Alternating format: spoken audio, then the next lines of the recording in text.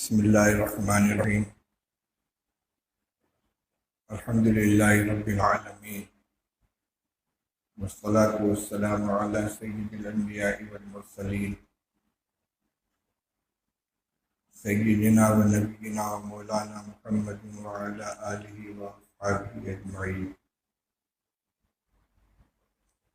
اما بعد، اعوذ باللہ من الشیطان الرجیم. بسم اللہ الرحمن الرحیم. وبشر الصابرین الذین اذا اصابتهم مصیبۃ قالوا انا للہ وانا الیہ راجعون اولئک علیہم صلوات من ربہم ورحمہ واولئک هم المہتدون. صدق اللہ العلی العظیم. بزرگان محترم، عزیز اور بھائیوں، آج جو حادثہ پیش آیا ہے آپ سب حضرات کے علم میں ہے. ہم سب کے بزرگ سرپرست حضرت مولانا قاری سید محمد عثمان صاحب، صدر جمعیت علماء ہند اور معاون محتمم دارالعلوم دیوبند ہم سے رخصت ہو گئے.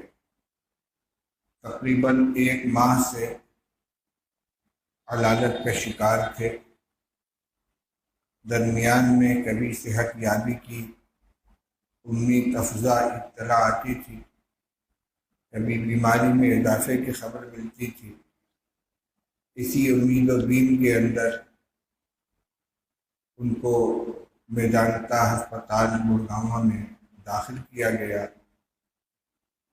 اور وہاں بھی جانچ میں کووڈ کی جو رپورٹ آئی وہ نگیٹو تھی، لیکن تکلیف بہت تھی اور حالت خراب ہوتی جا رہی تھی. رات 2:30 بجے ڈاکٹروں نے یہ فیصلہ کیا کہ ان کو اب وینٹیلیٹر پر رکھنا چاہیے.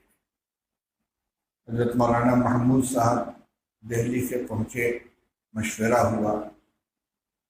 حضرت قاری صاحب کے صاحبزادگان مولانا مفتی محمد سلمان صاحب، مولانا محمد عفان صاحب موجود تھے. طے یہ ہوا کہ جب اس کے بغیر کوئی چارہ کار ہی نہیں ہے تو پھر وینٹیلیٹر پر دے دیا جائے. لیکن حالت میں کوئی سدھار نہیں ہوا اور صبح کو یہ فیصلہ ہوا کہ علاج دوا کے ذریعے ہو رہا ہے تو قاری صاحب کو یہاں سے ڈسچارج کرا کے دیوبند لے جایا جائے. یہ مشورے ہی ہو رہے تھے. 1:15 بجے حضرت انتقال فرما گئے. اور جیسا کہ ابھی آپ نے سنا، یہاں مسجدوں میں حضرت کی صحت کے لیے دعائیں ہو رہی تھیں اور وہ اپنے مالک حقیقی کی خدمت میں روانہ ہو چکے تھے.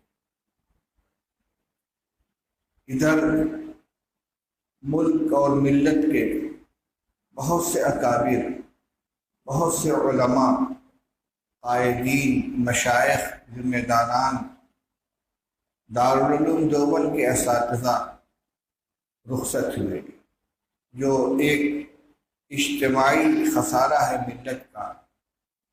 لیکن ہر فرد کے اندر کچھ خصوصیات ہوتی ہیں. حضرت مولانا قاری سید محمد عثمان صاحب رحمۃ اللہ علیہ بیک وقت جتنی خوبیوں اور جتنی خدمات کے مالک تھے، ایسی شخصیتیں بہت کم نظر آتی ہیں. عہدوں کے اعتبار سے وہ امیر الہند تھے، امارت شرعیہ ہند کے سربراہ اعلیٰ تھے اور امارت شرعیہ کے ناظم مولانا معز الدین صاحب کے انتقال کے بعد سے حضرت قاری صاحب بہت فکر مند تھے. ان کی جگہ کسی فرد کے انتخاب کے لیے کئی مرتبہ کچھ فضلاء کو بلایا، ان سے گفتگو کی، ان کا انٹرویو لیا. ابھی اس کا کوئی فیصلہ نہیں کر پائے تھے. عارضی طور پر اس کا چارج دفتر میں غالباً مولوی عبد الملک کو دے دیا گیا، لیکن کیا معلوم تھا کہ ناظم کے انتخاب سے پہلے خود حضرت امیر الہند رخصت ہو جائے گی۔ جمعیت علماء ہند کی صدارت کا عہدہ جن نازک حالات کے اندر قاری صاحب نے سنبھالا اور جس خوبی کے ساتھ جماعت کو لے کر چلے، جماعت سے وابستہ تمام حضرات اس سے واقف ہیں۔ دارالعلوم دیوبند کے وہ انتہائی مقبول اور باصلاحیت اساتذہ میں شمار کیے جاتے تھے۔ سن 1982 میں دارالعلوم میں بحیثیت مدرس وہ آئے ہیں۔ سن 1965 میں ان کی فراغت ہوئی ہے۔ میرا زبان تعلیم علمی وہی ہے۔ میں سن 1962 میں دارالعلوم میں داخل ہو چکا تھا۔ میری داخلے کے تیسرے سال حضرت دور حدیث میں شامل تھے اور ہمارے بنارس کے مرحوم مولانا محمد یونس صاحب ان کے ہمدرس تھے۔ فراغت کے بعد جامعہ قاسمیہ گیا میں مدرس بن کر گئے، جو حضرت مولانا قاری فخر الدین صاحب کا مدرسہ تھا، جو حضرت مدنی رحمۃ اللہ علیہ کے اجل خلفاء میں تھے۔ 5 سال وہاں گزارے، پھر جامع مسجد امروہہ کے مدرسے میں تشریف لائے، 11 سال وہاں خدمت کی، پھر دارالعلوم کے اندر آ گئے۔ طالب علمی کے زمانے میں بھی بہت نمایاں تھے، انتہائی سنجیدہ، باوقار، طلباء کے درمیان محبوب۔ میرے اور ان کے درجہ تعلیم میں اگرچہ فرق تھا، لیکن ہمارے استاد حضرت مولانا وحید الزماں صاحب کیرانوی رحمۃ اللہ علیہ نے عربی ادب کے طلباء کے لیے جو انجمن قائم کی تھی النادی الادبی، اس میں مختلف درجات کے طلباء شریک رہتے تھے اور اپنی اپنی ذمہ داریاں نبھاتے تھے۔ میں بھی اس میں شریک تھا۔ معتمد کی ذمہ داری تھی، بعض پرچوں کی ادارت بھی تھی۔ قاری صاحب نے طلباء کی تربیت کے لیے بڑے عجیب عجیب نظام چلا رکھے تھے۔ اس میں ایک شعبہ تھا شعبہ قضا، کہ اگر النادی سے وابستہ طلباء کے درمیان کسی طرح کا نزاع پیدا ہو تو بجائے اس کے کہ وہ آپس میں الجھیں، سیدھے النادی کی طرف سے متعین کردہ جو قاضی ہوں ان کے پاس آئیں اور آ کر اپنا مرافعہ پیش کریں، اور پھر وہ تحقیقات کے بعد مناسب فیصلہ کریں۔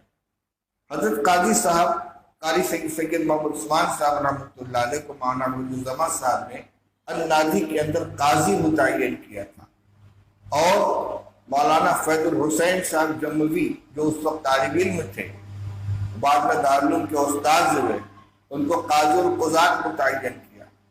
النادی کے تمام پروگراموں میں قاضی صاحب، حضرت قاری صاحب بہت دلچسپی کے ساتھ حصہ لیتے تھے اور عربی زبان و ادب کے ممتاز طلباء میں شمار کیے جاتے تھے، اور یہ ان کا فن اور ترقی کرتا گیا، یہاں تک کہ سن 1382 میں جب دارالعلوم میں تشریف لائے ہیں تو اس وقت سے لے کر اخیر تک شعبہ تکمیل ادب کے اسباق قاری صاحب سے متعلق رہتے تھے۔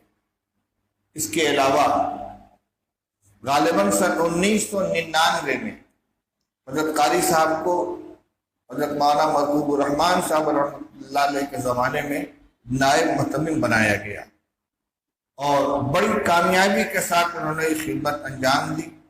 یہ سلسلہ 2008 تک چلتا رہا۔ پھر جمعیت علماء ہند کا تنازع سامنے آیا، دارالعلوم کی مجلس عاملہ کے فیصلے کی وجہ سے حضرت قاری صاحب اور حضرت مولانا ارشد صاحب مدنی، ایک رحمت اللہ علیہ ایک زیدہ مجدہ، یہ دونوں اپنے اپنے عہدوں سے سلوک دوش ہو گئے۔ اب الحمدللہ حالات بدل گئے ہیں اور دونوں دارالعلوم کے اندر عہدوں کے اوپر واپس آ چکے ہیں۔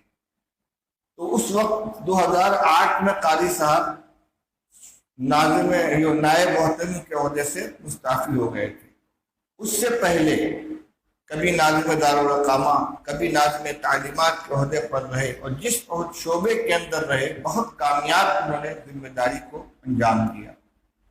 ادھر میرا بہت دنوں سے یہ مطالبہ تھا کہ اہتمام کی ذمہ داری بہت بھاری محسوس ہوتی ہے، مجھے کوئی معاون دیا جائے۔ اس سال جب بخاری شریف کا سبق مجھ سے متعلق ہوا تو میں نے اس شرط کے ساتھ اس کو قبول کیا کہ مجھے مضبوط معاون چاہیے، اور نام پیش کیا میں نے حضرت قاری صاحب کا، کیونکہ ان کو طویل تجربہ تھا، پھر ان کی شرافت نفس، ان کی سوجھ بوجھ، ان کی اصول پسندی، اس نے ان کو نمایاں کیا تھا۔ مجلس شورا کا شکر گزار ہوں کہ اس درخواست کو قبول کیا گیا، اور قاری صاحب کے پاس یہ سفر سن 1442 جو سال چل رہا ہے، سفر سن 1442 کی شورا میں یہ تجویز منظور ہوئی ہے، اور جس وقت یہ تجویز لکھ کر حضرت قاری صاحب کے پاس پہنچی ہے، اگلے دن دفتر میں آ کر اس طرح اپنی جگہ پر بیٹھ گئے جیسے درمیان میں کوئی انقطاع رہا ہی نہ ہو، آتے ہی فوراً کام شروع کر دیا اسی رفتار کے ساتھ۔ بیٹھے، بھائی فلاں دفتر سے ملازمین کا رجسٹر حاضری لے آؤ، منگوایا ہے، دیکھا، ذرا دیکھو وہاں کون کون موجود ہے۔ ایک کھلبلی سی مچ گئی۔ عام طور پر دفتر اہتمام کے اندر ہم لوگ نائب محتممین اور ہم لوگ تھوڑی تاخیر سے پہنچتے ہیں، کیونکہ کاغذات جو آتے ہیں دستخط کے لیے دیر میں آتے ہیں۔ قاری صاحب نے معمول یہ بنا لیا کہ پہلا گھنٹہ لگتے ہی دفتر اہتمام میں سب سے پہلے پہنچ جاتے تھے۔ جب معاون محتمم سب سے پہلے آ کر بیٹھیں گے تو سارا عملہ اٹینشن ہو جائے گا۔ 1 گھنٹہ 1.5 گھنٹہ بیٹھنے کے بعد پھر جاتے تھے، پھر چوتھے گھنٹے میں آ کر بیٹھتے تھے۔ عجیب صلاحیت تھی۔ ایک خاص چیز یہ دیکھی کہ کام کی کثرت سے کبھی نہیں گھبراتے، اتنے کام اپنے ذمے قاری صاحب نے لاد رکھے تھے، اور کوئی ان کو اس کی وجہ سے الجھن نہیں ہوتی تھی۔ نئے نئے کام تعمیر و ترقی کے، علمی ترقی کے، خود اس کی پیشکش کرتے تھے، اس کی ذمہ داری سنبھالتے تھے۔ ادھر جو لاک ڈاؤن کی وجہ سے تعلیمی سلسلہ منقطع رہا، قاری صاحب نے اور حضرت مولانا سید ارشد صاحب مدنی دامت برکاتہم نے یہ کہا کہ بھائی اساتذہ کرام سے کچھ علمی کام لینا چاہیے۔ چنانچہ اس سلسلے میں دارالعلوم کے دفتر اہتمام میں تمام اساتذہ کی میٹنگ بلائی گئی، اور اس میں 3 کمیٹیاں بنی۔ ایک کمیٹی بنائی گئی اصلاح معاشرہ کے نام سے، جس کا کام یہ تھا کہ دیوبند اور اطراف کے تمام مساجد میں وہاں کے ذمہ داران سے رابطہ کر کے ہفتے کا کوئی دن اور کوئی نماز کا وقت متعین کر کے طے کر کے اس میں جائیں اور وہاں بیان کریں۔ بیان کے لیے ایک تو جو معاشرے میں پھیلی ہوئی خرابیاں ہیں ان کی نشاندہی اور ان کی اصلاح، دوسرے درس قرآن، جو لوگ قرآن پڑھے ہوئے نہیں ہیں ان کو قرآن پڑھانا، تیسرے تصحیح قرآن، جو بچپن کے پڑھے ہوئے ہیں قرآن صحیح نہیں اس کو ٹھیک کرانا، چوتھے درس حدیث، ہفتے میں کسی دن حدیث پاک کا ترجمہ اور اس کی تشریح، پانچویں بیان مسائل، جو ضروری مسائل ہیں وہ لوگوں کے درمیان بیان کیے جائیں۔ اس کے لیے ایک کمیٹی بنائی گئی، اس کا نام رکھا گیا اصلاح معاشرہ کمیٹی۔ قاری صاحب خود اس کے سرپرست بنے اور پھر لگ گئے اس میں۔ دیوبند کے اندر 120 مساجد ہیں، ان کو 3 حصوں میں تقسیم کر کے 3 دن مہمان خانے میں ان متولیان کو بلا کر ان کی میٹنگ کی گئی اور ان کے سامنے پروگرام رکھا گیا۔ ان کے مطالبے پر ہر جگہ کے لیے اساتذہ کرام کو متعین کیا گیا، یہ سلسلہ چل پڑا۔ دوسری کمیٹی بنی تحقیق و تالیف کمیٹی، ان اساتذہ کرام سے دینی اور اصلاحی عنوانات کے اوپر نئی کتابیں مرتب کرائی جائیں، اور ہمارے اکابر کی جو تصنیفات قدیم زمانے میں تباہ ہوئی تھی اور اب ناپید ہو گئی ہیں، ان کو نئے زمانے کے اعتبار سے ایڈٹ کر کے ان کو شائع کرایا جائے۔ اس کام کے لیے جو کمیٹی بنائی گئی اس کے سرپرست بھی حضرت قاری صاحب بنے، اور بڑی دلچسپی کے ساتھ اس کام کو شروع کرایا، اور اب تک اس کی تقریباً 6-7 میٹنگیں ہو چکی تھیں، جس میں جتنا کام ہوتا تھا اس کا جائزہ لیا جاتا تھا۔ جو کام مکمل ہو کر آیا اس کو کسی دوسرے استاذ کے حوالے کیا کہ آپ اس پر نظر ثانی کر لیجیے، ہر چیز کو براہ راست بطور وہ دیکھ کر فیصلہ کرتے تھے، روا روی کے اندر یا سرسری طور سے نہیں۔ تیسری کمیٹی بنی کتب خانے کی ترتیب نو کے لیے کہ وہاں کتابوں کو مرتب کیا جائے۔ پرانے زمانے کا رشتہ چلا آ رہا ہے جس میں ساری کتابیں ایک ساتھ درج ہیں، درسی غیر درسی کو الگ کیا جائے۔ یہ سارے کام حضرت قاری صاحب کے ذہن کی اپج تھی اور سب کو انہوں نے انجام دیا۔ اسی طرح دارالعلوم کی شورا نے یہ تجویز منظور کی تھی کہ دیوبند میں دارالعلوم کی طرف سے جو مکاتب قائم ہیں، شہر میں اور اطراف میں جائزہ لے کر نئے مکاتب قائم کیے جائیں۔ تجویز پڑی ہوئی تھی، قاری صاحب نے آنے کے بعد فوراً اس کو زندہ کیا، جو نگران مکاتب تھے ان کو بلایا، اور ہمارے شورا کے ممبر حضرت سید انور حسین صاحب رکن شورا کو بھی شامل کیا، دفتر تعلیمات کو متوجہ کیا اور جگہ جگہ بھیج کر جائزہ لیا، درخواستیں دی اور 4-5 نئے مکاتب قائم کر کے اور پھر وہاں مدرسین رکھے۔ پہلے سے دفتر تحفظ ختم نبوت جب دارالعلوم میں قادیانیت کے فتنے کو کچلنے کے لیے، اس کا مقابلہ کرنے کے لیے عالمی تحفظ ختم نبوت کا اجلاس ہوا اور مجلس تحفظ ختم نبوت قائم کی گئی، اس کے سیکریٹری ناظم بنائے گئے تھے حضرت مولانا قاری محمد عثمان صاحب، اور ناظم اعلیٰ بنائے گئے تھے حضرت مولانا مفتی سعید احمد صاحب، اور دارالعلوم کا محتمم اس کا صدر ہوا کرتا تھا۔ اس وقت سے انہوں نے اس خدمت کو سنبھالا اور اس کی وہ روح رواں تھے۔ ایک مولانا قاری سید محمد عثمان صاحب، دوسرے نائب ناظم مولانا شاہ عالم صاحب گورکھپوری، ان دونوں نے مل کر ماشاءاللہ بہت کام کیا، پورے ملک کے اندر مجلسیں قائم کی، اور اسی طرح شیخ الہند اکیڈمی اس اور شعبہ مکاتب اسلامیہ بیرون دیوبند، یعنی پورے ملک کے اندر جہاں جہاں ارتداد و قادیانیت کے فتنے تھے وہاں پر مکاتب قائم کرنا، اساتذہ کو بھیج کر ان کی نگرانی کرنا، اس شعبے کے بھی سربراہ قاری صاحب۔ تو میں نے چند کام شمار کرایا ہے آپ کے سامنے۔ اس کے علاوہ النادل ادبی کے طلبہ کی نگرانی، مدنی دارالمطالعہ کی سرپرستی، اور جو طلبہ کے اپنے ذاتی معاملات پر تو ان سب کو دیکھنا، بے شمار کام، اور ہر کام کو وہ تفصیل کے ساتھ دیکھتے تھے، ایک ایک جز کو دیکھ کر۔ خاص بات یہ تھی اصول پسندی، اصول کے خلاف کوئی کام ان کو منظور نہیں تھا، کیونکہ حضرت مولانا مرحوم الرحمان صاحب رحمۃ اللہ علیہ کے ساتھ ایک لمبے عرصے تک کام کر چکے تھے، اس لیے ضابطوں سے اور معمولات سے بھی، تعامل سے بھی واقف تھے۔ جتنا سہارا مجھ کو حضرت قاری صاحب کے دفتر اہتمام میں آ جانے سے ملا، اور ایسا محسوس ہوا کہ میرا بوجھ تقریباً ہلکا ہو گیا قاری صاحب کے جانے کے بعد، پھر وہی صورتحال لوٹ آئی۔ لیکن بہرحال ہمارے معاونین، نائب محتممین حضرت مولانا عبدالخالق صاحب مدراسی، حضرت مولانا عبدالخالق صاحب کمبلی پہلے سے موجود تھے۔ معاون محتمم کا عہدہ ختم ہو گیا، یہ دونوں حضرات پہلے سے کام کر رہے تھے، اور اس وقت مولانا عبدالخالق صاحب مدراسی دارالعلوم کے اندر قائم مقام محتمم کے ایک کی حیثیت سے خدمت انجام دے رہے ہیں۔ اور عجیب بات ہے، دارالعلوم کے کارگزار محتمم مولانا غلام رسول خاموش صاحب کا انتقال ہوا، اور حضرت مولانا مرغوب الرحمان صاحب محتمم مستقل بیمار ہو کر وطن تشریف لے گئے۔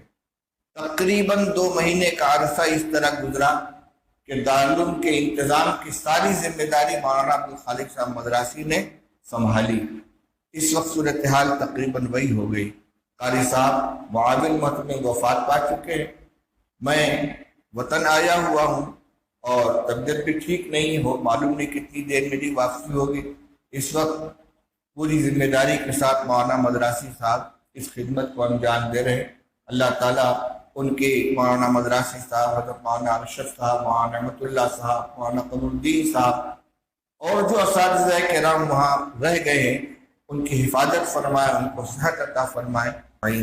برحمتک یا ارحم الراحمین۔